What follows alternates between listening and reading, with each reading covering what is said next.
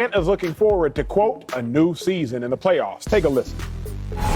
Whatever we did so far is out the window. I mean, we obviously got principles and foundation that we want to build on, but it's a new season for us, and I think that's the mentality we all want to have.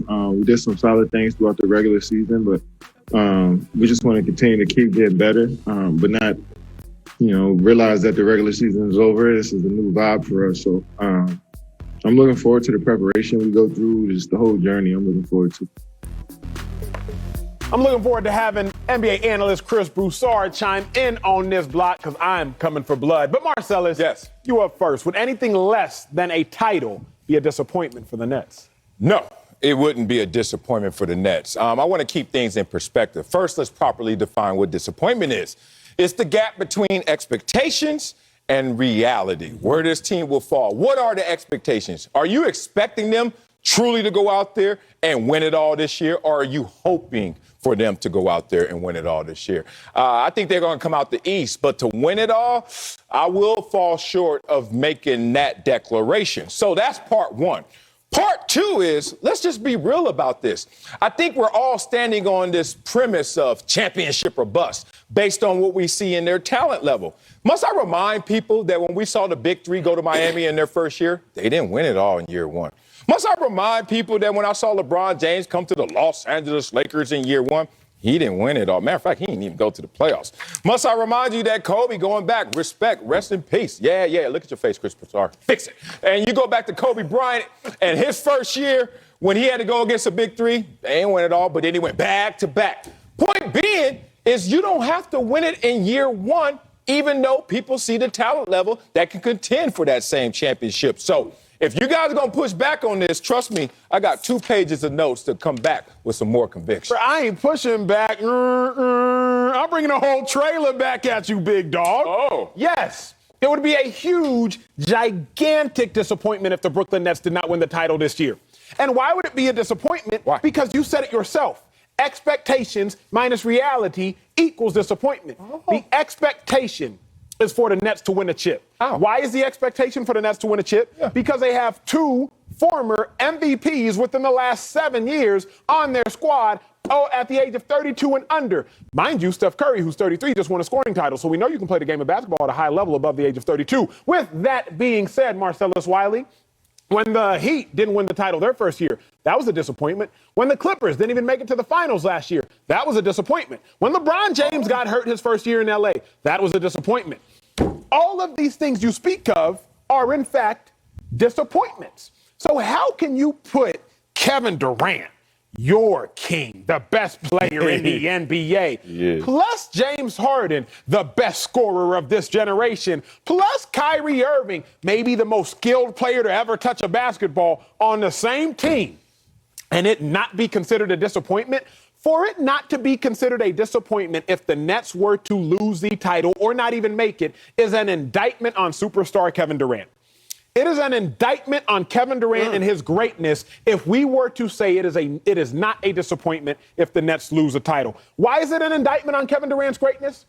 Because statistically, or just with the eyeball test, Kevin Durant had significantly more help from his duo than LeBron James had from his duo with the Heat. Bring up the full screen as I talk it through, please. Ooh, my dog. James Harden and Kyrie Irving have significantly more points per game than Dwayne Wade and Chris Bosh have. James Harden and Kyrie Irving actually have more rebounds per game than Dwayne Wade and Chris Bosh have. James Harden and Kyrie Irving have significantly more assists per game, significantly, than Dwayne Wade and Chris Bosh have. So if we want to make the equivalency that Kevin Durant is currently as great as LeBron James, which I have to hear you make far too often on this set. Okay. If we want to make that equivalency, if Kevin Durant is better and Kevin Durant gets more help, and it was a disappointment when LeBron didn't win, then Marcellus, don't do this. Don't tell me it's not a disappointment if the Nets don't win. Hey, CB, hold this for a second. Let me handle this business, homie. I'm coming to you, CB, in a second. You're trying to tell me right now. Yeah, I'm trying to. Yeah, I got to cut you now. You're trying to tell me that the defending champs don't have the expectation to win it all, but a team in its first year gelling together has that same expectation. Make that make sense. You can't. You want to tell me right now that a team with the second best record in the Eastern Conference and fourth best record overall is supposed to win it all, but then the defending champs don't even have that same onus on their heads. Interesting right there. Let's talk about why they don't have to win it all this year and still can go out there and be dynastic. This is what you don't understand. Let's go back to the San Antonio Spurs. Remember them? Yeah, boring. People say that, but they kept winning titles and titles and titles. Let's go back to 2003 through 2007, where they won 3 of the 5 titles in that era. Then went 7 years just being good to great, not winning one again, and then pop, 2014 Heat. Here's another one for you. Point being, it doesn't have to happen instantaneously. It doesn't have to happen overnight. It doesn't have to happen in year one. That's all I'm saying. That said, this team is going to be dynastic, whether it happens this year or going forward. All right, let me try to settle this debate. And I think both of you guys are on the extremes. I'm somewhere in between you guys. Obviously, Marcellus, it would be a disappointment if they don't win the championship. And yeah, some people are picking the Lakers.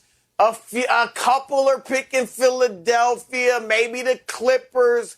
But there are a lot of people, including a lot of ex-NBA players that I've seen on television, that you've seen on television, who are saying they expect Brooklyn to win it all. I've talked to people in the NBA who think in this era of offense, where it's not as much about defense as it used to be, it's about offense that Brooklyn's got too much. So a lot of people are expecting them to win the championship. So it would definitely be a disappointment. To me, the debate is this. Is it a failure? Is it a failure if they don't win the championship? Talk that talk, CB. Where you and at? To that, I'm going to say it is not a failure if they don't win the championship. Definitely a disappointment, but not a failure. They do have things working against them, guys. They are attempting, as much as I like them, they are attempting to do something no other team in NBA history has ever done. And that is to win a championship with your 3 stars, really 3 superstars, playing 8 games together. 8 games. And you guys know this. It is harder to bring stars together or superstars together than it is role players.